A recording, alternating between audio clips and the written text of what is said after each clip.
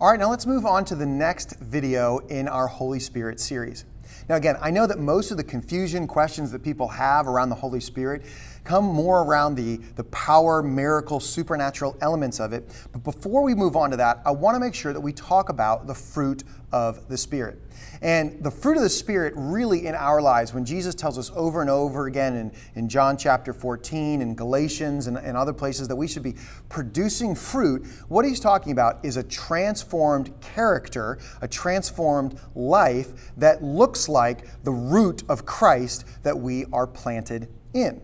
And for all the talk that people might have about their own gifts, talents, if they come from God, and whatever conversations about that, it's always important to remember that our character must outpace the gifting and talents in our lives.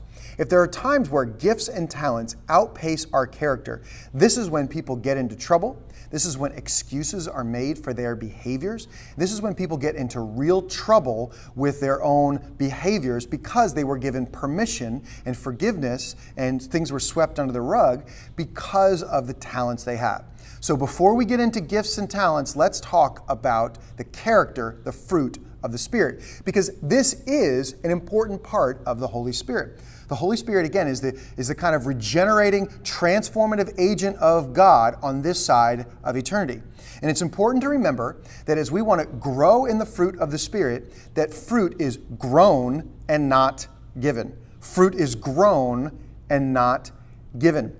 So you can go to the grocery store and you can buy fruit there, but you can't go to church and buy or just pick up fruit of the Spirit, maturity, patience. You go there to be watered. You go there to be fertilized. You go there to be given the opportunity and given the elements you need to grow in those fruit. So let's look at this very famous passage from the book of Galatians of the kind of fruit that we should have growing in our lives. Galatians 5:16. So I say, let the Holy Spirit guide your lives. Then you won't be doing what your sinful nature craves. The sinful nature wants to do evil, which is just the opposite of what the Spirit wants. And the Spirit gives us desires that are opposite of what the sinful nature desires. These two forces are constantly fighting with each other, so you are not free to carry out your good intentions. But when you are directed by the Spirit, you are not under the obligation to the law of Moses. This is now, again, keeping the Holy Spirit in our lives, but verse 22, but the Holy Spirit produces this kind of fruit in our lives: love, joy, peace, patience, kindness, goodness, faithfulness, gentleness, and self-control. There is no law against these things.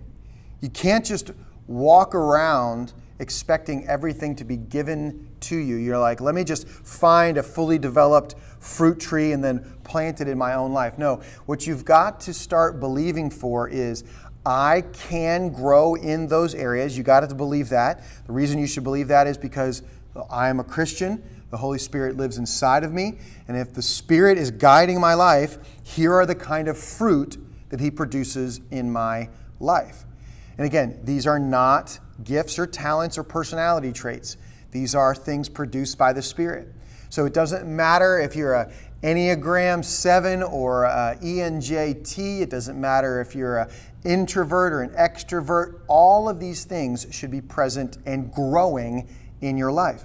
Now, based on the kind of personality that you have, some of them are going to be faster to rise than others, but it doesn't mean that you get to look at this list and be like, oh yeah, gentleness is not really my gift. These aren't gifts, these are fruit. And fruit is grown, not given. So we want to make sure that we are focused on remaining in God, remaining in Him, so that we can see this fruit grow in our lives. Here we have a challenge from John chapter 15 where Jesus explains how we can bear this fruit in our lives. He says, I am the true grapevine, and my Father is the gardener. He cuts off every branch of mine that doesn't produce fruit, and He prunes the branches that do bear fruit, so they will produce even more. You have already been pruned and purified by the message I have given you. Remain in me, and I remain in you. For a branch cannot produce fruit if it is severed from the vine, and you cannot be fruitful unless you remain in me. Yes, I am the vine, and you are the branches.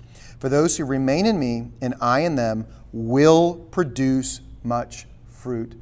For apart from me, you can do nothing. If you want to see the fruit of God grow in your life, remain in Jesus.